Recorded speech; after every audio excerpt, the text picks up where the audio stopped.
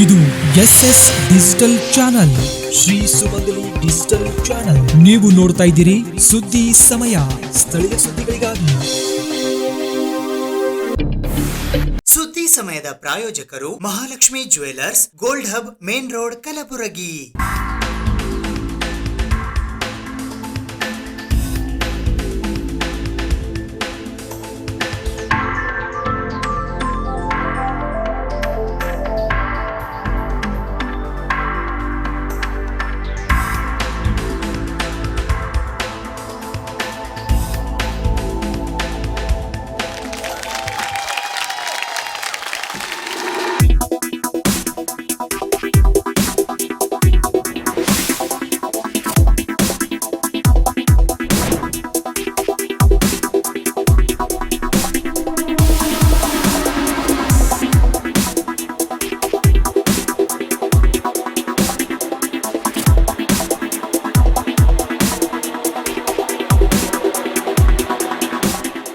Mahalakshmi jewellers, gold hub, main road, Gulbarga.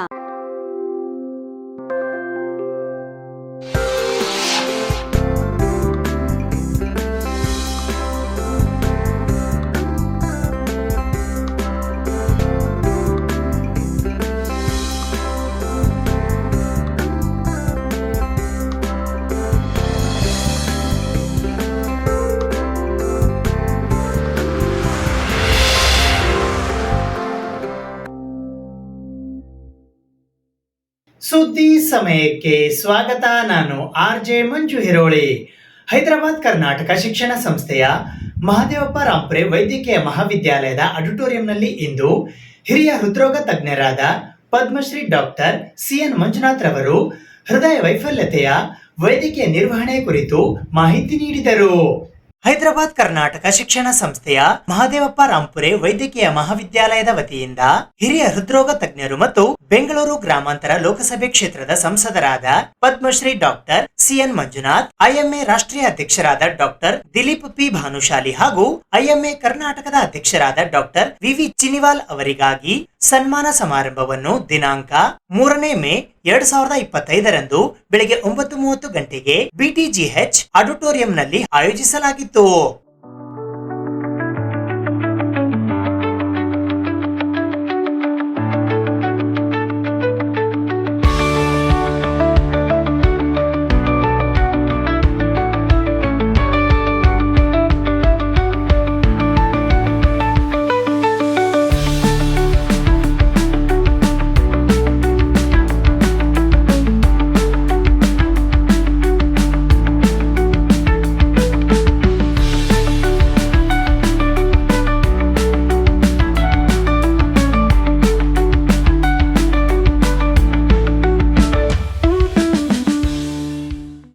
ಸನ್ಮಾನ ಸಮಾರಂಭದ ನಂತರ ಹೃದಯ ವೈಫಲ್ಯದ ವೈದ್ಯಕೀಯ ನಿರ್ವಹಣೆಯ ಕುರಿತು ಡಾಕ್ಟರ್ CN ಮಂಜುನಾಥ್ ಅವರು ಮಾತನಾಡಿದರು. What seems to be on the surface of the paradox, the prevalence, incidence and mortality of heart failure are all climbing steadily despite dazzling progress in diagnosis and therapy of all forms of cardiac disease. Heart failure may be considered to be the last great battleground of cardiac disease. So is it possible to bring down the prevalence of heart failure? Because one of the commonest cause for heart failure is delayed treatment of heart attack. Because today 3 million people die of heart attack in India, and unfortunately 1/3 of heart attack patients occurring below 40 years of age. In this group we see many potential bridegrooms are succumbing to a heart attack, and so young Indians are becoming vulnerable to heart attack. So if you don't treat heart attack within that golden hour of 3 hours or less than 3 hours, then even if they survive with a very bad heart muscle. As a result, they will have heart failure. So the objective of treating a heart attack is not just to save life, we have to save the myocardium. As a result, most of them will survive with a good heart function and they can get back to their work as soon as possible in full glow. Then the American College of Cardiology and American Heart Association redefined this definition. It's a complex clinical syndrome that can result from any structural or functional cardiac disorder that impairs the ability of the ventricle to fill with or eject blood. See, in fact, when we were medical students, heart failure was basically, definition was including a systolic function. Where the heart is able to really contract properly, that is called a systolic function. Now the diastolic component is added. That means heart should also relax. When once it contracts, if there is a failure or decreased contraction is called systolic heart failure. And if the heart, when once contracts, it should relax also quickly. And if there is an impaired relaxation, then we call it as diastolic heart failure. So by this definition, both systolic component as well as diastolic component, what I was trying to drive home the point here is even echocardiography shows a normal LV systolic function that does not rule out a heart failure due to with a preserved ejection fraction. So these are some of the things. Then came a universal definition of heart failure. This is the latest definition. Heart failure is a clinical syndrome with the symptoms and signs caused by structural or functional cardiac abnormalities corroborated by elevated natriuretic peptide levels and objective evidence of pulmonary and systemic congestion. So this is the latest definition. It could be due to a structural or a functional abnormality, but there has to be elevated BNP, NT-proBNP, we always do nowadays. If somebody has dyspnea, comes to you, and you are in a dilemma whether it is dyspnea is due to a respiratory illness or whether it is due to a cardiac issue, do an NT-proBNP test.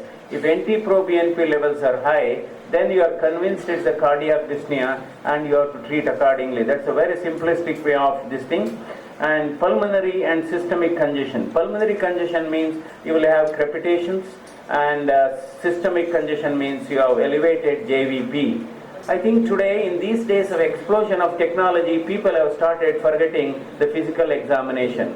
ಈ ಸಂದರ್ಭದಲ್ಲಿ ಹೈದರಾಬಾದ್ ಕರ್ನಾಟಕ ಶಿಕ್ಷಣ ಸಂಸ್ಥೆಯ ಉಪಾಧ್ಯಕ್ಷರಾದ Raja B Bhimalli, ಕಾರ್ಯದರ್ಶಿಗಳಾದ Uday Kumar Chincholi, doctor Sharanabasappa Harwad, doctor Kiran Deshmukh, Nishant Eli, Guru Patil, medical ಕಾಲೇಜಿನ dean doctor Sharangouda Patil, Basaveshwara ಆಸ್ಪತ್ರೆಯ ವೈದ್ಯರು ಅಧೀಕ್ಷಕರಾದ doctor Anand Garampalli, doctor Iranna Hirapur, doctor Suresh Harsur, doctor Anita Gaura, ಎಲ್ಲಾ ಬೋಧಕ ಮತ್ತು ಬೋಧಕೇತರ ಸಿಬ್ಬಂದಿ, ಪಿಜಿಗಳು, ಇಂಟರ್ನ್ಗಳು ಮತ್ತು ಯುಜಿ ವಿದ್ಯಾರ್ಥಿಗಳು ಈ ಕಾರ್ಯಕ್ರಮದಲ್ಲಿ ಹಾಜರಾಗುವ ಮೂಲಕ ಯಶಸ್ವಿಗೊಳಿಸಿದರು. ಹೈದರಾಬಾದ್ ಕರ್ನಾಟಕ ಶಿಕ್ಷಣ ಸಂಸ್ಥೆಯ ಶ್ರೀಮತಿ ವೀರಮ್ಮ ಗಂಗಸಿರಿ ಮಹಿಳಾ ಮಹಾವಿದ್ಯಾಲಯ ಕಲಬುರಗಿಯ ಸಭಾಂಗಣದಲ್ಲಿ ಇಂದು ಕೇಂದ್ರೀಯ ಹಿಂದಿ ಸಂಸ್ಥಾನ ಆಗ್ರಾದ ಸಹಯೋಗದಲ್ಲಿ ದ್ವಿತೀಯ ಹಿಂದಿ ಭಾಷಾ ಸಂಚೇತನ ಶಿಬಿರದ ಸಮಾರೋಪ ಸಮಾರಂಭ ಜರುಗಿತು. ಭಾರತ ಸರ್ಕಾರ ನವದೆಹಲಿಯ ಶಿಕ್ಷಣ ಮಂತ್ರಾಲಯದ ಅಡಿಯಲ್ಲಿ ಬರುವ ಕೇಂದ್ರೀಯ ಹಿಂದಿ ಸಂಸ್ಥಾನ ಆಗ್ರಾದ ವತಿಯಿಂದ ಹೈದರಾಬಾದ್ ಕರ್ನಾಟಕ ಶಿಕ್ಷಣ ಸಂಸ್ಥೆಯ ಶ್ರೀಮತಿ ವೀರಮ್ಮ ಗಂಗಸಿರಿ ಮಹಿಳಾ ಮಹಾವಿದ್ಯಾಲಯ ಕಲಬುರಗಿಯ ಸಹಯೋಗದಲ್ಲಿ ದಿನಾಂಕ 21 ಏಪ್ರಿಲ್ 2025 ರಿಂದ 3 ಮೇ 2025 ಹಮ್ಮಿಕೊಳ್ಳಲಾಗಿದ್ದ ದ್ವಿತೀಯ ಹಿಂದಿ ಭಾಷಾ ಸಂಚೇತನ ಶಿಬಿರ 2025 ಸಮಾರೋಪ ಸಮಾರಂಭವು ದಿನಾಂಕ 3 ಮೇ 2025 ರಂದು ಮಧ್ಯಾಹ್ನ 2 ಗಂಟೆಗೆ ಕಾಲೇಜಿನ ಸಭಾಂಗಣದಲ್ಲಿ ಜರುಗಿತು. ಈ ಸಮಾರಂಭದ ಅಧ್ಯಕ್ಷತೆಯನ್ನು ಕೇಂದ್ರೀಯ ಹಿಂದಿ ಸಂಸ್ಥಾನ ಆಗ್ರಾದ ನಿರ್ದೇಶಕರಾದ ಪ್ರೊಫೆಸರ್ ಸುನಿಲ್ ಬಾಬುರಾವ್ ಕುಲಕರ್ಣಿ ವಹಿಸಿದ್ದರು. ಮುಖ್ಯ ಅತಿಥಿಗಳಾಗಿ ಹೈದರಾಬಾದ್ ಕರ್ನಾಟಕ ಶಿಕ್ಷಣ ಸಂಸ್ಥೆಯ ಉಪಾಧ್ಯಕ್ಷರಾದ ರಾಜಾ ಬಿ ಭೀಮಳ್ಳಿ, ಸಂಯೋಜಕರಾದ ಮಗಣ್ಣ ಎಸ್ ಘಂಟಿ, ಅನಿಲ್ ಕುಮಾರ್ ಎಸ್ ಮರ್ಗೋಳ್, ಸದಸ್ಯರಾದ ಅರುಣ್ ಕುಮಾರ್ ಎಂವೈ ಪಾಟೀಲ್ ಆಗಮಿಸಿದ್ದರು. ವಿಶಿಷ್ಟ ಅತಿಥಿಗಳಾಗಿ ಶ್ರೀಮತಿ ವೀರಮ್ಮ ಗಂಗಸಿರಿ ಮಹಿಳಾ ಮಹಾವಿದ್ಯಾಲಯ ಕಲಬುರಗಿಯ ಪ್ರಾಚಾರ್ಯರಾದ ಡಾಕ್ಟರ್ ಆರ್ ಬಿ ಕೊಂಡಾ ಆಗಮಿಸಿದ್ದರು. विनूतन कार्यक्रम हमारे महाविद्यालय में आयोजित हुआ। इसके लिए मैं केंद्रीय हिंदी संस्थान के माननीय निदेशक डॉक्टर सुनील कुमार बाबूराव कुलकर्णी सर जी और क्षेत्रीय निर्देशक डॉक्टर रंजीत भारती सर जी का आभार मानता हूँ। जहाँ पर इस विभाग को शिक्षा के क्षेत्र में हम दक्षिण के भागों से भी हम लगभग कई वर्ष पीछे चल रहे हैं। ऐसे क्षेत्र में आज एक संचेतना शिविर जो हिंदी भाषा संचेतना शिविर चलाया गया, उसके आज समापन, यानी हमारे भाग के विद्यार्थियों को भी इसका लाभ मिले, इस उद्देश्य से जो केंद्रीय हिंदी संस्थान ने ये कार्यक्रम चलाया, इसके लिए मैं पूरे केंद्रीय हिंदी संस्थान के सभी का मैं आभार मानता हूँ। आज आभासी मंच के द्वारा हमारे साथ जुड़ने के लिए मैं केंद्रीय हिंदी संस्थान के माननीय निदेशक डॉक्टर सुनील कुमार बाबूराव कुलकर्णी सर जी को हिंदी विभाग की ओर से, महाविद्यालय की ओर से और आप सभी की ओर से हार्दिक रूप से मैं स्वागत करता हूं। केंद्रीय हिंदी संस्थान के क्षेत्रीय निर्देशक डॉक्टर रंजीत भारती सर जी को भी मैं महाविद्यालय की ओर से, आप सभी की ओर से हार्दिक रूप से स्वागत करता हूं। मैं अपने विचार व्यक्त करना चाहती हूँ। पहले तो मैं अपने शिक्षकों का धन्यवाद करती हूँ जिन्होंने हमें सही मार्गदर्शन दिया और इस शिविर को सफल बनाने में हमारी मदद की। इस शिविर ने हिंदी भाषा के प्रति हमारा प्रेम, गौरव और जागरूकता बढ़ाने में हमारी एक सशक्त माध्यम बना और साथ ही हमने इस शिविर में भारतीय ज्ञान, भारतीय संस्कृति, व्याकरण, भाषा विज्ञान और यह सब सीखा। इसके अलावा भी हमने टीम वर्क और संचार कौशल को भी बेहतर बनाने का मौका मिला इस शिविर के दौरान। मुझे लगता है कि यह शिविर मेरे लिए प्रेरणादायक था।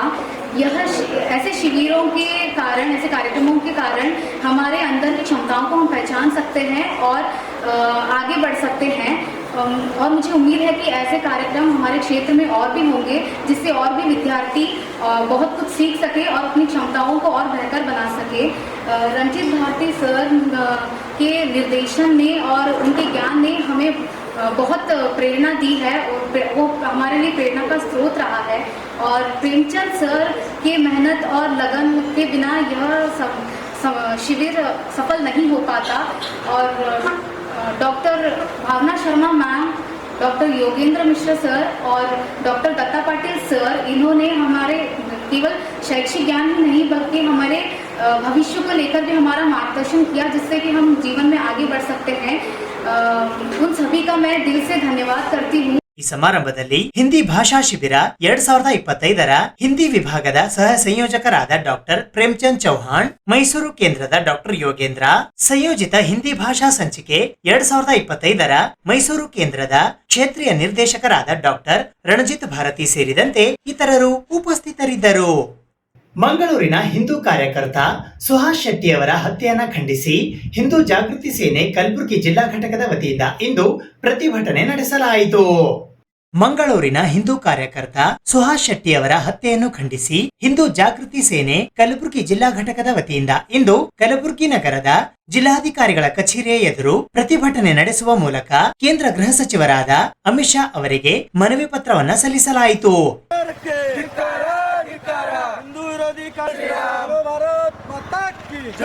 बोलो भारत माता की जय। कांग्रेस सरकार के कांग्रेस सरकार के कांग्रेस सरकार के ಏನು ಮಂಗಳೂರಲ್ಲಿ ಬಜರಂಗ ದಳದ ಕಾರ್ಯಕರ್ತರಾದಂಥ ಹಿಂದೂ ಕಾರ್ಯಕರ್ತರಾದಂಥ ಏನು ಸುಹಾಸ್ ಶೆಟ್ಟಿಯವರನ್ನು ಏನು ಅಲ್ಲಿಯ ಕೆಲ ಜಿಹಾದಿಗಳು ಬರ್ಬರಾಗಿ ಏನು ಹತ್ಯೆ ಮಾಡಿದ ಖಂಡಿಸಿ ಇವತ್ತಿನ ದಿವಸ ನಾವು ಕಲಬುರಗಿಯಲ್ಲಿ ಹಿಂದೂ ಜಾಗೃತಿ ಸೇನೆ, ರಾಮ್ ಸೇನೆ ಕರ್ನಾಟಕ ಜಿಲ್ಲಾ ಪದಾಧಿಕಾರಿಗಳ ವತಿಯಿಂದ ಹಾಗೂ ಕಾರ್ಯಕರ್ತರ ವತಿಯಿಂದ ಏನು ಇವತ್ತಿನ ದಿವಸ ಜಿಲ್ಲಾಧಿಕಾರಿಗಳ ಮುಖಾಂತರ ನಾವು ಮಾನ್ಯ ಗೃಹ ಸಚಿವರಾದ ಕೇಂದ್ರ ಗೃಹ ಸಚಿವರಾದ ಅಮಿತ್ ಶಾ ಅವರಿಗೆ ಒಂದು ಮನವಿ ಕೊಡ್ತಾ ಇದ್ದೀವಿ. ಏನು ಇವತ್ತಿನ ದಿವಸ ಕರ್ನಾಟಕದಲ್ಲಿ ಕಾಂಗ್ರೆಸ್ ಸರ್ಕಾರ ಬಂದ ಮೇಲೆ ಹಿಂದೂ ಕಾರ್ಯಕರ್ತರ ಮೇಲೆ ಅನೇಕ ರೀತಿಯಿಂದ ಒಂದು ದಬ್ಬಾಳಿಕೆ ಆಗ್ತಾ ಇದೆ, ಹಲ್ಲೆ ಆಗ್ತಾ ಇದೆ, ಹತ್ಯೆ ಆಗ್ತಾ ಇದೆ. ಇದನ್ನು ಇವತ್ತಿನ ದಿವಸ ಹಲ್ಲೆಯನ್ನು ನಿಲ್ಲಿಸೋದರಲ್ಲಿ ಇಲ್ಲಿನ ಕಾಂಗ್ರೆಸ್ ಸರ್ಕಾರ ಸಂಪೂರ್ಣ ವಿಫಲವಾಗಿದೆ. ಹಿಂದೂ ಕಾರ್ಯಕರ್ತರನ್ನು ಉಳಿಸುವಂಥಲ್ಲಿ ಕೆಲಸದಲ್ಲೂ ಕೂಡ ಕಾಂಗ್ರೆಸ್ ಸರ್ಕಾರ ವಿಫಲವಾಗಿದೆ. ಅದೇ ರೀತಿ ಹಿಂದೂ ಕಾರ್ಯಕರ್ತರನ್ನು ಉಳಿಸಿಕೊಳ್ಳಲು ಬಿಜೆಪಿ ಮುಖಂಡರಾದಾರ ಅವರು ಕೂಡ ವಿಫಲರಾಗ್ಯಾರ. ಅದಕ್ಕೆ ಇವತ್ತಿನ ದಿವಸ ಇದರಿಂದ ಕರ್ನಾಟಕದಲ್ಲಿ ನಡೆಯುತ್ತಿರುವಂಥ ಜಿಹಾದಿ ಕೃತ್ಯಗಳನ್ನು ಸಂಪೂರ್ಣವಾಗಿ ವಿಸ್ತಾರವಾಗಿ ಬರೆದು ಮಾನ್ಯ ಕೇಂದ್ರ ಗೃಹ ಸಚಿವರಿಗೆ ಮನವಿ ಕೊಡ್ತಾ ಇದ್ದೀವಿ. ತಕ್ಷಣ ಸುಹಾಸ್ ಶೆಟ್ಟಿನ ಆರೋಪಿಗಳನ್ನು ತಕ್ಷಣ ಅವರನ್ನು ಬಂಧಿಸಬೇಕು. ಈ ಪ್ರಕರಣವನ್ನು NIAಗೆ ಒಪ್ಪಿಸಬೇಕು. ಯಾಕೆಂದರೆ ಇವತ್ತಿನ ದಿವಸ ನಮಗೆ ಕರ್ನಾಟಕ ಸರ್ಕಾರ ಹಾಗೂ ಇಲ್ಲಿ ಇಲಾಖೆ ಮೇಲೆ ಯಾವುದೇ ನಂಬಿಕೆ ಇಲ್ಲ. ಅದಕ್ಕೆ ಇವತ್ತಿನ ದಿವಸ ಆ ಪ್ರಕರಣವನ್ನು NIAಗೆ ಒಪ್ಪಿಸಬೇಕಂತೇಳಿ ನಾವು ಕೇಂದ್ರ ಸಚಿವರಿಗೆ ಮನವಿ ಮಾಡ್ಕೊಳ್ತಾ ಇದ್ದೀವಿ. ಹಿಂದೂ ಜಾಗೃತಿ ಸೇನೆ ಹಾಗೂ ರಾಮ್ ಸೇನಾ ಕರ್ನಾಟಕ ಸಂಘಟನೆ ಎರಡು ಜೊತೆಗೂಡಿ ಪ್ರತಿಭಟನೆ ಮಾಡೋ ಉದ್ದೇಶ ಏನಂದರೆ ಸುಹಾಸ್ ಶೆಟ್ಟಿ ಮಂಗಳೂರಿನಲ್ಲೇನು ನಿನ್ನೆ ಅವನ ಮೇಲೆ ಕೆಲವು ಜಿಹಾದಿ ಗುಂಡಾಗಳು ಅವರು ಬರ್ಬರವಾಗಿ ಕೊಲೆ ಮಾಡಿರೋದನ್ನು ಖಂಡಿಸಿ ನಮ್ಮ ಕರ್ನಾಟಕ ಗೃಹ ಸಚಿವ ಸಂಪೂರ್ಣವಾಗಿ ವಿಫಲವಾಗಿದೆ. ಕನ್ನಡದಲ್ಲಿ ಇರ್ತಕ್ಕಂಥ ಗೃಹ ಸಚಿವ ಅದಕ್ಕೋಸ್ಕರ ಇವತ್ತು ಅಮಿತ್ ಶಾ ಅವರಿಗೆ ಮನವಿ ಮಾಡ್ಕೊತಾ ಇದ್ದೀವಿ. ಹಿಂದೂ ಕಾರ್ಯಕರ್ತರಿಗೆ ರಕ್ಷಣೆ ಕೊಡಬೇಕಂತೇಳಿ ತಮ್ಮಲ್ಲಿ ವಿನಂತಿ. ಈ ಪ್ರತಿಭಟನೆಯಲ್ಲಿ ಹಿಂದೂ ಜಾಗೃತಿ ಸೇನೆ ಕಲಬುರಗಿಯ ಜಿಲ್ಲಾಧ್ಯಕ್ಷರಾದ ಲಕ್ಷ್ಮೀಕಾಂತ್ ಸ್ವಾದಿ, ರಾಮ್ ಸೇನಾದ ಜಿಲ್ಲಾಧ್ಯಕ್ಷರಾದ ಮಹೇಶ್ ಕೆಂಬಾವಿ, ಜಿಲ್ಲಾ ಪ್ರಧಾನ ಕಾರ್ಯದರ್ಶಿ ಸಿದ್ದು ವಿ ಕಂದಗಲ್, ದಕ್ಷಿಣ ವಲಯದ ಅಧ್ಯಕ್ಷರಾದ ಸಂಗಮೇಶ್ ಕಾಳ್ನೂರ್, ಜಿಲ್ಲಾ ವಿದ್ಯಾರ್ಥಿ ಘಟಕದ ಪ್ರಮುಖರಾದ ಮಂಜುನಾಥ್, ಗಣೇಶ್ ಗಯಾಳಿ, ಪ್ರಮುಖರಾದ ಚಿದಾನಂದ ಮಠಪತಿ, ಮಾನೇಶ್ ಬಡಿಗೇರ್, ಆನಂದ್ ಏಗಶೆಟ್ಟಿ, ಕಾಳಪ್ಪ ಕರೆಮ್ನೂರ್ ಸೇರಿದಂತೆ ಇತರರು ಉಪಸ್ಥಿತರಿದ್ದರು. ಸುದ್ದಿ ಇನ್ನು ಇವೆ, ಸದ್ಯಕ್ಕೆ ಬ್ರೇಕ್. ಇದು SS ಡಿಜಿಟಲ್ ಚಾನಲ್, ಶ್ರೀ ಸುಮಂಗಲಿ ಡಿಜಿಟಲ್ ಚಾನಲ್. ನೀವು ನೋಡ್ತಾ ಇದ್ದೀರಿ ಸುದ್ದಿ ಸಮಯ, ಸ್ಥಳೀಯ ಸುದ್ದಿಗಳಿಗಾಗಿ. ಸುದ್ದಿ ಸಮಯದ ಪ್ರಾಯೋಜಕರು Mahalakshmi jewellers, gold hub, main road, Kalaburagi.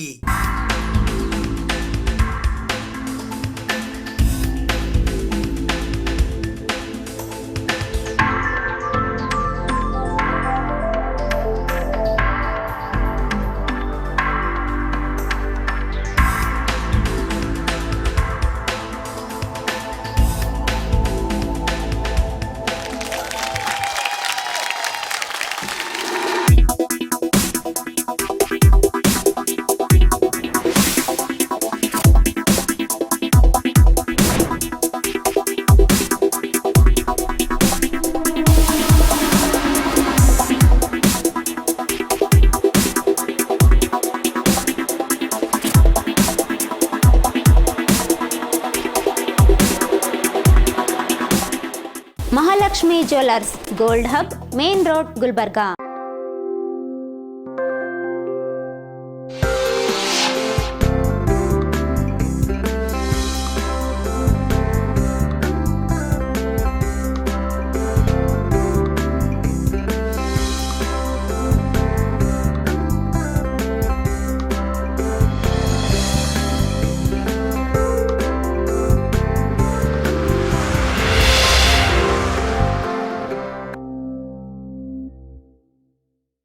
ಆರ್ಯ ವೈಶ್ಯ ಸಮಾಜ ಕಲಬುರಗಿಯ ವತಿಯಿಂದ ವಾಸವಿ ಜಯಂತಿ 2025ರ ಅಂಗವಾಗಿ ಮೇ 6 ಮತ್ತು 7ರಂದು ಹಮ್ಮಿಕೊಳ್ಳಲಾಗಿರುವ ಕಾರ್ಯಕ್ರಮಗಳ ಕುರಿತು ಆರ್ಯ ವೈಶ್ಯ ಸಮಾಜ ಕಲಬುರಗಿಯ ಜಿಲ್ಲಾಧ್ಯಕ್ಷರಾದ ರಾಘವೇಂದ್ರ ಮೈಲಾಪುರ್ ಹಾಗೂ ಗೌರವ ಕಾರ್ಯದರ್ಶಿಗಳಾದ ಸಂಜು ಗುಪ್ತಾರವರು ಮಾಹಿತಿ ನೀಡಿದ್ದಾರೆ. ಆರ್ಯ ವೈಶ್ಯ ಸಮಾಜ ಕಲಬುರಗಿಯ ವತಿಯಿಂದ ವಾಸವಿ ಜಯಂತಿ 2025ರ ಅಂಗವಾಗಿ ದಿನಾಂಕ 6ನೇ ಮೇ 2025ರಂದು ಬೆಳಿಗ್ಗೆ 9:30 ಗಂಟೆಗೆ ವಾಸವಿ ಮಾತೆಗೆ ಸೀರೆ ಏರಿಸುವುದು ಮತ್ತು ಉಡಿ ತುಂಬುವ ಕಾರ್ಯಕ್ರಮ, ಸಂಜೆ 5:30 ಗಂಟೆಗೆ ಪೌರಾಣಿಕ ವೇಷಭೂಷಗಳ ಸ್ಪರ್ಧೆ, 6:30 ಗಂಟೆಗೆ ಆರ್ಯ ವೈಶ್ಯ ಅಫಿಷಿಯಲ್ಸ್ ಅಂಡ್ ಪ್ರೊಫೆಷನಲ್ ಅಸೋಸಿಯೇಷನ್ ವತಿಯಿಂದ ಅತಿ ಹೆಚ್ಚು ಅಂಕ ಪಡೆದ ವಿದ್ಯಾರ್ಥಿಗಳಿಗೆ ಸನ್ಮಾನ ಕಾರ್ಯಕ್ರಮ, ದಿನಾಂಕ 7ನೇ ಮೇ 2025ರಂದು ಬೆಳಿಗ್ಗೆ 7:30 ಗಂಟೆಗೆ ನಗರೇಶ್ವರ ದೇವಸ್ಥಾನದಿಂದ ಅಲಂಕೃತ ಕಲಶಗಳ ಮೆರವಣಿಗೆ, 9:30 ಗಂಟೆಗೆ ವಾಸವಿ ದೇವಿಯ ನಾಮಾವಳಿ ಮತ್ತು ಭಜನೆ, 12 ಗಂಟೆಗೆ ವಾಸವಿ ದೇವಿಯ ತೊಟ್ಟಿಲು ಸೇವೆ, 12:30 ಗಂಟೆಗೆ ಸನಾತನ ಧರ್ಮದ ಬಗ್ಗೆ ರಸಪ್ರಶ್ನೆ ಕಾರ್ಯಕ್ರಮ, ಬೆಳಿಗ್ಗೆ 7 ಗಂಟೆಗೆ ನಗರದ ಹಲವಾರು ಕಡೆ ಸುಮಾರು 50,000 ಜನರಿಗೆ ಅನ್ನಪ್ರಸಾದ ಸೇವೆ, ಸಂಜೆ 5 ಗಂಟೆಗೆ ನಗರೇಶ್ವರ ಶಾಲೆಯಿಂದ ವಾಸವಿ ಮಾತೆಯ ಬೃಹತ್ ಶೋಭಾಯಾತ್ರೆಯಲ್ಲಿ ನಮ್ಮ ಪ್ರಾಂತದ ಹಲವಾರು ವಾದ್ಯ ವೃಂದಗಳ ಪ್ರದರ್ಶನ ಮತ್ತು ಆರ್ಯ ವೈಶ್ಯ ಸಮಾಜದ ಸದಸ್ಯರಿಂದ ಸಾಂಸ್ಕೃತಿಕ ಕಾರ್ಯಕ್ರಮಗಳು ಪ್ರದರ್ಶಿಸಲಾಗುವುದು ಎಂದು ಆರ್ಯ ವೈಶ್ಯ ಸಮಾಜ ಕಲಬುರಗಿಯ ಜಿಲ್ಲಾಧ್ಯಕ್ಷರಾದ ರಾಘವೇಂದ್ರ ಮೈಲಾಪುರ್ ಹಾಗೂ ಗೌರವ ಕಾರ್ಯದರ್ಶಿಗಳಾದ ಸಂಜು ಗುಪ್ತಾರವರು ತಿಳಿಸಿದ್ದಾರೆ. 2025 ವಾರ್ಷಿಕ ಶ್ರೀ ವಾಸವಿ ಮಾತೆ ವಾಸವಿ ಜಯಂತಿ ಉತ್ಸವವನ್ನು ಹಮ್ಮಿಕೊಳ್ಳಲಾಗಿದೆ. ಎಲ್ಲ ತಾವು ಆರ್ಯ ವೈಶ್ಯ ಬಾಂಧವರು ಮತ್ತು ಇಲ್ಲಿ ಕಲಬುರಗಿ ನಗರೇಶ್ವರ ದೇವಸ್ಥಾನ ಪುಟಾಣಗಲ್ಲಿ ತಾವು ಎಲ್ಲರೂ 6 ತಾರೀಕು ಮತ್ತು 7 ತಾರೀಕು 2 ದಿವಸ ಇದು ಕಾರ್ಯಕ್ರಮ ಹಮ್ಮಿಕೊಂಡಿದ್ದೀವಿ. 6 ತಾರೀಕಿನಲ್ಲಿ ಸಾಂಸ್ಕೃತಿಕ ಕಾರ್ಯಕ್ರಮಗಳು ಇದೆ, ಅದಕ್ಕೂ ತಾವು ಎಲ್ಲರೂ ಭಾಗಿಯಾಗಬೇಕು. ಅದೇ ರೀತಿ 7ನೇ ತಾರೀಕು ಮೇ 7 ಎಲ್ಲರೂ ಬೆಳಗ್ಗೆಯಿಂದ ಸಾಯಂಕಾಲವರೆಗೂ ವಾಸವಿ ದೇವಿಯ ಪೂಜೆ ಮತ್ತು ತೊಟ್ಟಲು ಸೇವೆ ಹಾಗೂ ಶೋಭಾಯಾತ್ರೆಯನ್ನು ತಾವು ಎಲ್ಲರೂ ಪುರುಷರು, ಮಹಿಳೆಯರು ಮತ್ತು ಮಕ್ಕಳು ಎಲ್ಲರೂ ಬಂದು ಯಶಸ್ವಿಗೊಳಿಸಬೇಕು. ಈ ಒಂದು ಕಾರ್ಯಕ್ರಮಕ್ಕೆ ತಾವು ಭಾಗವಾಗಿ ವಾಸವಿ ದೇವಿಯ ಆಶೀರ್ವಾದ ಪಡೆದು ಪುನೀತರಾಗಬೇಕಂತ ಕೇಳ್ತಾ ತಾವು ಎಲ್ಲರಿಗೆ ಮತ್ತೊಮ್ಮೆ 6 ತಾರೀಕು 7 ತಾರೀಕು ಕಂಪ್ಲೀಟ್ ಆಗಿ ತಾವು ಎಲ್ಲರೂ ಇದಕ್ಕೆ ಭಾಗವಹಿಸಿ ತಾವೆಲ್ಲರೂ ಸಹಕರಿಸ್ತೀರಂತ ಹೇಳ್ತಾ ಮತ್ತೊಮ್ಮೆ ಎಲ್ಲರಿಗೆ ವಾಸವಿ ಜಯಂತಿಯ ಒಂದು ಶುಭಾಶಯವನ್ನು ಕೋರ್ತೇನೆ. ಪ್ರತಿ ವರ್ಷದಂತೆ ಈ ವರ್ಷವೂ ಆರ್ಯ ಸಮಾಜ ಕಲಬುರಗಿಯ ವತಿಯಿಂದ ವಾಸವಿ ಜಯಂತಿ ಆಚರಿಸಲಾಗುವುದು. ಇದೇ ತಿಂಗಳು ಅಂದರೆ ಮೇ 6 ಮತ್ತು 7ನೇ ತಾರೀಕು ವಾಸವಿ ಜಯಂತಿ ಒಂದು ವಿಜೃಂಭಣೆಯಿಂದ ಆಚರಿಸಬೇಕಂಥೇಳಿ ಒಂದು ಪ್ರಯತ್ನ ನಡೀತಾ ಇದೆ. 6ನೇ ತಾರೀಕು ಬೆಳಗ್ಗೆ ನಗರೇಶ್ವರ ದೇವಸ್ಥಾನದಲ್ಲಿ ಆರ್ಯವೈಶ್ಯ ಸಮಾಜದ ಮಹಿಳಾ ಮಂಡಳಿಯಿಂದ ದೇವಿಗೆ ಉಡು ತುಂಬುವ ಕಾರ್ಯಕ್ರಮದಿಂದ ವಾಸವಿ ಜಯಂತಿಯ ಉತ್ಸವವನ್ನು ಪ್ರಾರಂಭಿಸಲಾಗುವುದು. ಅದೇ ರೀತಿ ಅವತ್ತು ಸಾಯಂಕಾಲ ನಗರೇಶ್ವರ ದೇವಸ್ಥಾನದಲ್ಲಿ ನಮ್ಮ ಯುವತಿ ಮಂಡಳಿ ವತಿಯಿಂದ ಆಧ್ಯಾತ್ಮಿಕ ವೇಷಭೂಷಣಗಳ ಒಂದು ಸ್ಪರ್ಧೆ ನಡೀತಾ ಇದೆ. ಆ ಸ್ಪರ್ಧೆಯಲ್ಲಿ ನಮ್ಮ ಆರ್ಯವೈಶ್ಯ ಸಮಾಜದ ದಂಪತಿಗಳು ವೇಷಭೂಷೆಗಳ ಒಂದು ಪ್ರದರ್ಶನ ಮಾಡುವರು. 7ನೇ ತಾರೀಕು ಬೆಳಗ್ಗೆ ನಮ್ಮ ನಗರೇಶ್ವರ ದೇವಸ್ಥಾನದಿಂದ ನಮ್ಮ ಆರ್ಯವೈಶ್ಯ ಸಮಾಜದ ಮಾತೆಯರಿಂದ ವಿಶೇಷವಾಗಿ ಅಲಂಕೃತವಾದ ಒಂದು ಕಳಶಗಳ ಶೋಭಾಯಾತ್ರೆ ತೆಗೆಯಲಾಗುವುದು. ಮತ್ತು ಅದಾದ ನಂತರ ದೇವಸ್ಥಾನದಲ್ಲಿ ಹಲವಾರು ಪೂಜೆಗಳ ಕಾರ್ಯಕ್ರಮವಿದೆ. ಮಧ್ಯಾಹ್ನ 12 ಗಂಟೆಗೆ ವಾಸವಿ ಮಾತೆಯ ತೊಟ್ಟಿಲ ಸೇವೆ ನಡೆಸಲಾಗುವುದು. ರಾಜ್ಯ ಹಿಂದುಳಿದ ವರ್ಗಗಳ ಆಯೋಗ ಮಾಡಿರುವ ಸಾಮಾಜಿಕ ಮತ್ತು ಶೈಕ್ಷಣಿಕ ವರದಿಯನ್ನ ಸಚಿವ ಸಂಪುಟದಲ್ಲಿ ಒಪ್ಪಿ ಅದನ್ನು ಯಥಾವತ್ತಾಗಿ ಅನುಷ್ಠಾನಗೊಳಿಸುವಂತೆ ಕರ್ನಾಟಕ ಹಿಂದುಳಿದ ಜಾತಿಗಳ ಒಕ್ಕೂಟದ ವತಿಯಿಂದ ಇಂದು ಪತ್ರಿಕಾಗೋಷ್ಠಿಯ ಮೂಲಕ ಮನವಿ ಮಾಡಲಾಯಿತು. ರಾಜ್ಯ ಹಿಂದುಳಿದ ವರ್ಗಗಳ ಆಯೋಗದ ವತಿಯಿಂದ ಮಾಡಿರುವ ಸಾಮಾಜಿಕ ಮತ್ತು ಶೈಕ್ಷಣಿಕ ವರದಿಯನ್ನು ಸಚಿವ ಸಂಪುಟದಲ್ಲಿ ಒಪ್ಪಿ ಅದನ್ನು ಯಥಾವತ್ತಾಗಿ ಅನುಷ್ಠಾನಗೊಳಿಸುವಂತೆ ಕರ್ನಾಟಕ ಹಿಂದುಳಿದ ಜಾತಿಗಳ ಒಕ್ಕೂಟ ಕಲಬುರಗಿಯ ಜಿಲ್ಲಾಧ್ಯಕ್ಷರಾದ ಮಹಾಂತೇಶ್ ಎಸ್ ಕೌಲ್ಗಿ ಅವರು ಇಂದು ಕಲಬುರಗಿ ನಗರದ ಪತ್ರಿಕಾ ಭವನದಲ್ಲಿ ಜರುಗಿದ ಸುದ್ದಿಗೋಷ್ಠಿಯ ಮೂಲಕ ಮುಖ್ಯಮಂತ್ರಿಗಳಿಗೆ ಆಗ್ರಹಿಸಿದ್ದಾರೆ. ಮಾನ್ಯ ಮುಖ್ಯಮಂತ್ರಿಗಳಾಗಿರ್ತಕ್ಕಂಥ ಸಿದ್ದರಾಮಯ್ಯ ಸಾಹೇಬರಲ್ಲಿ ಕರ್ನಾಟಕ ಶೋಷಿತ ಸಮುದಾಯಗಳ ಮಹಾ ಒಕ್ಕೂಟ ಮತ್ತು ಕರ್ನಾಟಕ ರಾಜ್ಯ ಹಿಂದುಳಿದ ಜಾತಿಗಳ ಒಕ್ಕೂಟದ ವತಿಯಿಂದ ಮಾನ್ಯ ಜಿಲ್ಲಾಧಿಕಾರಿಗಳು ಕಲಬುರಗಿಯವರ ಮುಖಾಂತರ ನಾವಿವತ್ತು ಅವರಿಗೆ ಆಗ್ರಹ ಮಾಡ್ತಾ ಇದ್ದೀವಿ. ಏನು ಸಂವಿಧಾನದ ಆಶಯ ಸಮಾನತೆ, ಸಾಮಾಜಿಕ ನ್ಯಾಯ, ಬಸವೇಶ್ವರರ ಸಮಸಮಾಜದ ಸಿದ್ಧಾಂತ, ಡಾಕ್ಟರ್ ಬಾಬಾ ಸಾಹೇಬ್ ಅಂಬೇಡ್ಕರ್ ಅವರ ಸಂವಿಧಾನದ ಆಶಯಗಳನ್ನು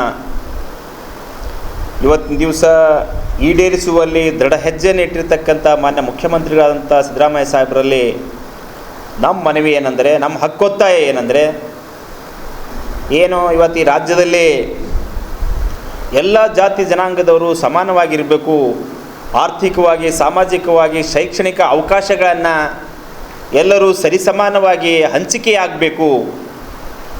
ಯಾವುದೇ ಆಸ್ತಿ ಒಬ್ಬರಿಗೆ ಸೀಮಿತವಾಗಿರ್ತಕ್ಕಂಥದ್ದಲ್ಲ, ಒಂದೇ ಜಾತಿಗೆ ಸೀಮಿತವಾಗಿರ್ತಕ್ಕಂಥದ್ದಲ್ಲ.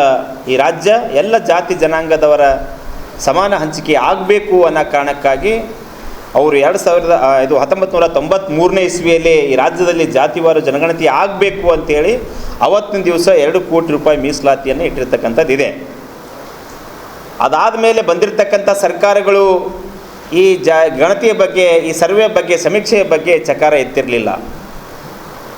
2013ರಲ್ಲಿ ಮಾನ್ಯ ಸಿದ್ದರಾಮಯ್ಯ ಸಾಹೇಬರೇ ಮುಖ್ಯಮಂತ್ರಿ ಆಗ್ತಕ್ಕಂಥ ಸಂದರ್ಭದಲ್ಲಿ 2014ರಲ್ಲಿ ಗೌರವಾನ್ವಿತ ಹಿರಿಯ ನ್ಯಾಯವಾದಿಗಳಾಗಿರ್ತಕ್ಕಂಥ ಎಚ್ ಕಾಂತರಾಜುರವರ ನೇತೃತ್ವದಲ್ಲಿ ಹಿಂದುಳಿದ ವರ್ಗಗಳ ಆಯೋಗವನ್ನು ರಚನೆ ಮಾಡಿದರು. ಆ ಮೂಲಕ ಇಡೀ ರಾಜ್ಯದಲ್ಲಿ ಸಮೀಕ್ಷೆಯನ್ನು ಮಾಡಲಿಕ್ಕೆ ನಿರ್ಧಾರ ಮಾಡಲಾಗಿತ್ತು. ಇವತ್ತು ಇದನ್ನು ವಿರೋಧ ಮಾಡ್ತಾ ಇದ್ದಾರೆ. ಇವತ್ತು ಈ ರಾಜ್ಯದಲ್ಲಿ ಜಾತಿ ಗಣತಿ ಆಗಬೇಕು ಅಂತಂದರೆ, ಸಾಮಾಜಿಕ ಶೈಕ್ಷಣಿಕ ಸಮೀಕ್ಷೆ ಆಗಬೇಕು ಅಂತಂದರೆ ಅದಕ್ಕೆ 136 ಕೋಟಿ ರೂಪಾಯಿ ಖರ್ಚಾಗಿದೆ. 1,30,000 ಗಣತಿದಾರರು ಮನೆಗೆ ಓಡಿ ಸರ್ವೆ ಮಾಡಿದ್ದಾರೆ. 1,27,00,000 ಮನೆಗಳಿಗೆ ಸರ್ವೆ ಆಗಿದೆ. ಅದೇ ಆ ಸರ್ವೆಯಲ್ಲಿ ಯಾವುದೇ ಒಂದೇ ಜಾತಿಗೆ ಸೀಮಿತವಾಗಿರ್ತಕ್ಕಂಥ ಜಾತಿ ಜನಾಂಗದ ಶಿಕ್ಷಕರು ಇರಲಿಲ್ಲ ರೀ. ಎಲ್ಲ ಜಾತಿ ಜನಾಂಗದ ಪ್ರಾಥಮಿಕ ಮತ್ತು ಪ್ರೌಢಶಾಲೆಯ ಶಿಕ್ಷಕರು ಮನೆಗೆ ಹೋಗಿ ಗಣತಿಯನ್ನು ಮಾಡಿರ್ತಕ್ಕಂಥದ್ದಿದೆ. 2011ರಲ್ಲಿ ರಾಷ್ಟ್ರದಲ್ಲಿ ಜನಗಣತಿಯನ್ನಾಗಿತ್ತು. ಆ ಮಾದರಿಯನ್ನಿಟ್ಟುಕೊಂಡು, ಆ ಮ್ಯಾಪನ್ನಿಟ್ಟುಕೊಂಡು ಎಲ್ಲ ರಾಜ್ಯದ ಎಲ್ಲ ಜಿಲ್ಲೆಗಳಲ್ಲಿ ಜಿಲ್ಲಾಧಿಕಾರಿಗಳ ನೇತೃತ್ವ ಆಗಿರ್ಬೋದು, ಮಹಾನಗರ ಪಾಲಿಕೆ ಆಯುಕ್ತರಾಗಿರ್ಬೋದು,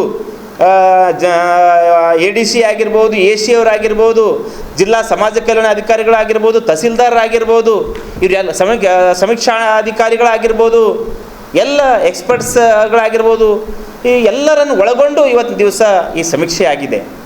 ಈ ಸಮೀಕ್ಷೆಯನ್ನು ಇವತ್ತು ಅದು ಈ ರೀತಿ ಆಗಿರ್ತಕ್ಕಂಥ ವೈಜ್ಞಾನಿಕ ಸಮೀಕ್ಷೆಯನ್ನು ಅದು ವೈಜ್ಞಾನಿಕವಾಗಿಲ್ಲ ಅಂತ ಹೇಳ್ತಾ ಇದ್ದಾರೆ. ಅದೇ ಹೆಂಗೆ ಹೇಳ್ತೀರಿ ನೀವು ವೈಜ್ಞಾನಿಕ ಆಗಿಲ್ಲ ಅಂಥೇಳಿ? ನಾವು ಕೇಳ್ತಾ ಇದ್ದೀವಿ ನಿಮಗೆ, ಹೆಂಗೆ ಹೇಳ್ತೀರಿ ವೈಜ್ಞಾನಿಕವಾಗಿಲ್ಲ ಅಂಥೇಳಿ? ನೀವೇನು ಆ ವರದಿ ನೋಡಿದ್ದೀರಾ? ಇಲ್ಲ ನೀವೇನು ಓದಿದ್ದೀರಾ? ಅದೇ ಯಾರಿಗೆ ಗೊತ್ತೇ ಇಲ್ಲ, ಇನ್ನು ಈಗ ಸಚಿವ ಸಂಪುಟದಲ್ಲಿ ಮಂಡಿಸ್ಯಾರ, ಅದನ್ನ ಒಪ್ಪಿಗೆ ಕೊಡಬೇಕು. ಈ ಸುದ್ದಿಗೋಷ್ಠಿಯಲ್ಲಿ ಪಿಡ್ಡಪ್ಪ ಜಾಲಗಾರ್, ಈರಯ್ಯ ಗುತ್ತೇದಾರ್, ಭೀಮ್ಶಾ ಖನ್ನಾ, ಸಾಯ್ಬಣ್ಣ ಹೆಳವಾರ್, ಸುನಿಲ್ ಮಾನ್ಪಡೆ, ನಿಂಗಪ್ಪ ಹೆರೂರ್, ಹಣಮಯ್ಯ ಆಲೂರ್, ಶರಣಪ್ಪ ಕೆಸರಟ್ಟಿ, ಅರ್ಜುನ್ ಗೊಬ್ಬೂರ್ ಸೇರಿದಂತೆ ಇತರರು ಉಪಸ್ಥಿತರಿದ್ದರು. ಸುಪ್ರೀಂ ಕೋರ್ಟ್ ಆದೇಶದಂತೆ ರಾಜ್ಯ ಸರ್ಕಾರ ಕೂಡಲೇ ಒಳ ಮೀಸಲಾತಿ ಜಾರಿ ಮಾಡುವಂತೆ ಬಲಗೈ ಸಮುದಾಯದ ಮುಖಂಡರುಗಳ ವತಿಯಿಂದ ಇಂದು ಕಲಬುರಗಿ ನಗರದ ಪತ್ರಿಕಾ ಭವನದಲ್ಲಿ ಜರುಗಿದ ಸುದ್ದಿಗೋಷ್ಠಿಯ ಮೂಲಕ ಮನವಿ ಮಾಡಲಾಯಿತು. ಪರಿಶಿಷ್ಟ ಜಾತಿಗಳ ಒಳ ಮೀಸಲಾತಿ ನೀಡುವ ಕುರಿತು ಸುಪ್ರೀಂ ಕೋರ್ಟ್ ಆದೇಶದಂತೆ ರಾಜ್ಯ ಸರ್ಕಾರ ಕೂಡಲೇ ಒಳ ಮೀಸಲಾತಿ ಜಾರಿ ಮಾಡಬೇಕು ಎಂದು ಬಲಗೈ ಸಮುದಾಯದ ಮುಖಂಡರು ಇಂದು ಕಲಬುರಗಿ ನಗರದ ಪತ್ರಿಕಾ ಭವನದಲ್ಲಿ ಜರುಗಿದ ಸುದ್ದಿಗೋಷ್ಠಿಯ ಮೂಲಕ ಮನವಿ ಮಾಡಿದರು. ಈ ಬರ್ತಕ್ಕಂಥ ಮೇ 5ನೇ ತಾರೀಕಿಗೆ HS ನಾಗಮೋಹನ್ ದಾಸ್ ಆಯೋಗದ ವರದಿಯಂತೆ ರಾಜ್ಯ ಸರ್ಕಾರ ಏನು ಪರಿಶಿಷ್ಟ ಜಾತಿಗಳ ಒಳ ಮೀಸಲಾತಿ ಕುರಿತು ಸಮೀಕ್ಷೆ ಮಾಡ್ತಕ್ಕಂಥ ಕಾರ್ಯ ಮೇ 5ನೇ ತಾರೀಕಿಗೆ ಪ್ರಾರಂಭ ಮಾಡ್ತಾಯಿದೆ. 5ರಿಂದ 17ರವರೆಗೆ ಈ ಸಮೀಕ್ಷೆ ನಡೀತಕ್ಕಂಥ ಸಂದರ್ಭದಲ್ಲಿ ಏನು ಈ ಹಿಂದೆ ಸದಾಶಿವ ಆಯೋಗ ಅಂಕಿಅಂಶಗಳ ಜಾರಿ ಆಗಬೇಕಂತ ಸಾಕಷ್ಟು ಹೋರಾಟ ಆಯಿತು. ಆದರೆ ಆ ಅಂಕಿ ಸಂಖ್ಯೆಗಳ ಗೊಂದಲದಿಂದ ಅದು ಮತ್ತೆ ಒಂದು ಆಯೋಗ ರಚಿಸಿ ಸರಿಯಾದ ಅಂಕಿಅಂಶಗಳು ಇಲ್ಲದೇ ಇರುವುದರಿಂದ ಎಲ್ಲ ಜಾತಿಗಳ ಮುಖಂಡರು ಸೇರಿ ಮತ್ತು ರಾಜ್ಯ ಸರ್ಕಾರದ ಪ್ರಭಾವಿ ಸಚಿವರುಗಳು ಮತ್ತು ಉನ್ನತ ಮಟ್ಟದ ಅಧಿಕಾರಿಗಳು ಎಲ್ಲರೂ ಸೇರಿ ಸಾಕಷ್ಟು ಸಭೆಗಳನ್ನು ಮಾಡಿ HS ನಾಗಮೋಹನ್ ದಾಸ್ ಅವರಿಗೆ ಒಂದು ವರದಿಯನ್ನು ತರಿಸ್ತಕ್ಕಂಥ ಏನು ಸರ್ಕಾರ ಅವರಿಗೆ ಆಯೋಗವನ್ನು ಮಾಡಿ ಆ ಆಯೋಗದ ವರದಿಯಂತೆ ಮತ್ತೆ ಸಭೆ ಮಾಡಿ ಸರ್ಕಾರ ಅಂಕಿಅಂಶಗಳು 3 ತಿಂಗಳ ಒಳಗಾಗಿ ಸರಿಯಾದ ಅಂಕಿಅಂಶಗಳು ನೀಡಬೇಕಂತ ಅನ್ನೋದು ವರದಿ ಕೊಟ್ಟರು HS ನಾಗಮೋಹನ್ ದಾಸ್ ಅವರು. ಅದರಂತೆ ಸರ್ಕಾರ ಕೂಡ ಈಗ 5ನೇ ತಾರೀಕಿಗೆ ಈ ಒಂದು ಪರಿಶಿಷ್ಟ ಜಾತಿಗಳ 101 ಜಾತಿಗಳಲ್ಲಿ ಬರ್ತಕ್ಕಂಥ ಸಮುದಾಯಗಳ ಒಂದು ಗಣತಿ ಕಾರ್ಯ ಪ್ರಾರಂಭ ಮಾಡ್ತಾಯಿದೆ. ಈ ಗಣತಿ ಕಾರ್ಯ ನಡೀತಕ್ಕಂಥ ಸಂದರ್ಭದಲ್ಲಿ ನಾವು ಪರಿಶಿಷ್ಟ ಜಾತಿಯ ಬಲಗೈ ಸಮುದಾಯಕ್ಕೆ ಸೇರ್ತಕ್ಕಂಥ ನಾವೆಲ್ಲರೂ ಸಮುದಾಯದ ಯುವ ಬಾಂಧವರಿಗೆ ಮತ್ತು ಮುಖಂಡರಿಗೆ, ರಾಜಕೀಯ ನಾಯಕರುಗಳಿಗೆ, ಎಲ್ರಿಗೂ ಮತ್ತು ಮಹಿಳಾ ಮುಖಂಡರಿಗೆ ತಿಳಿಸುಪಡಿಸೋದೇನೆಂದರೆ ಈ ಸಮೀಕ್ಷೆ ನಡೀತಕ್ಕಂಥ ಸಂದರ್ಭದಲ್ಲಿ ಕಡ್ಡಾಯವಾಗಿ ನಮ್ಮ ಮೂಲ ಜಾತಿ ಏನಿದೆ, ನಮ್ಮ ಏನು ಪ್ರಮಾಣಪತ್ರ ಪರಿಶಿಷ್ಟ ಜಾತಿಗಳ ಪ್ರಮಾಣಪತ್ರ ಏನಿದೆ, ಆ ಪ್ರಮಾಣಪತ್ರದಲ್ಲಿ ನಮೂದಿಸ್ತಕ್ಕಂಥ ನಮ್ಮ ಜಾತಿ ಹೊಲೆ ಹತ್ತಿಕಿಸಂದು ಬರೆಸ್ಬೇಕಂತ ಅನ್ನೋದು ನಾವು ಇವತ್ತಿನ ದಿವಸ ಪತ್ರಿಕಾಗೋಷ್ಠಿ ಮುಖಾಂತರ ನಾವು ಜಿಲ್ಲೆ ಮತ್ತು ನಗರ ಪ್ರದೇಶಗಳಲ್ಲಿ ಹಾಗೂ ತಾಲೂಕುಗಳಲ್ಲಿ ಮತ್ತು ಹೋಬಳಿ ಮಟ್ಟಗಳಲ್ಲಿ ವಾಸಿಸ್ತಕ್ಕಂಥ ನಮ್ಮ ಬಲಗೈ ಸಮುದಾಯದ ಕುಲಬಾಂಧವರಲ್ಲಿ ವಿನಂತಿಸ್ತಾ ಇದ್ದೀವಿ.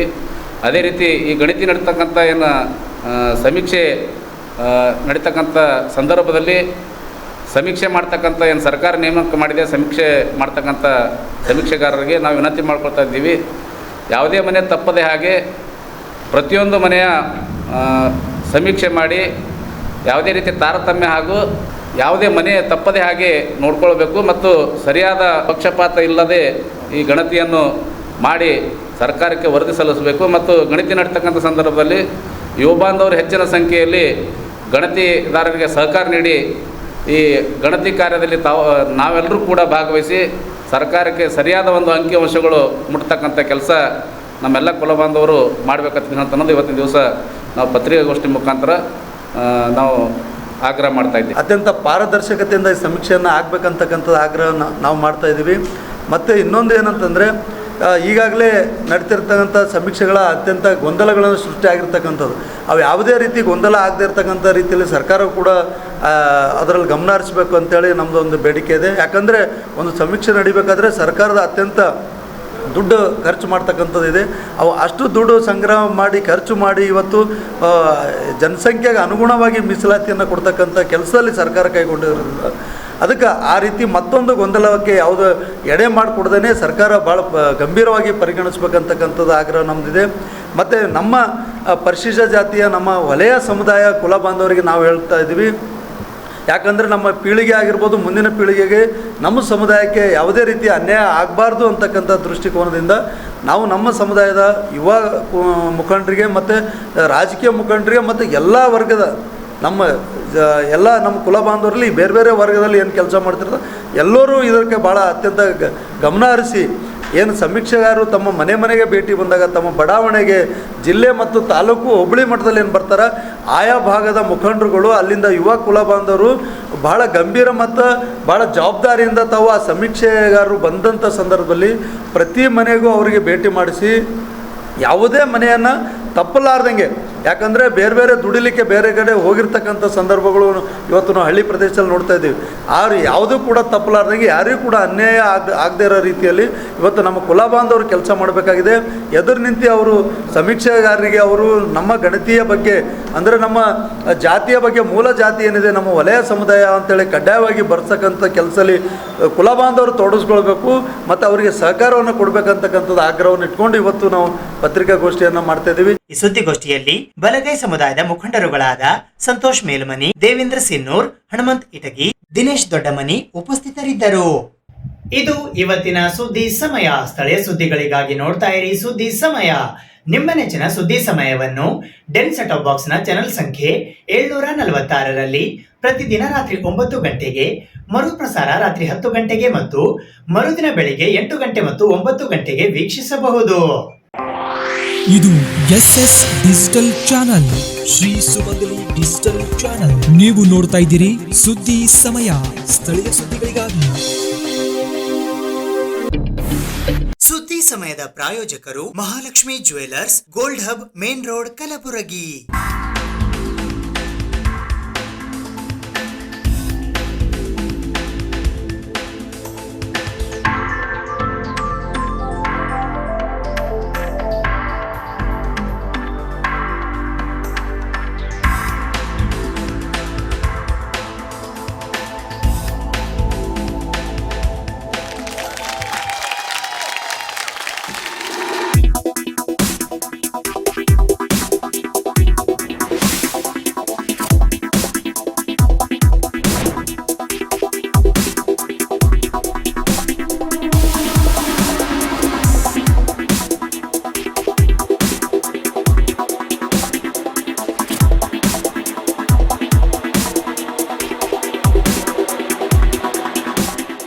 Mahalakshmi jewellers, gold hub, main road, Gulbarga.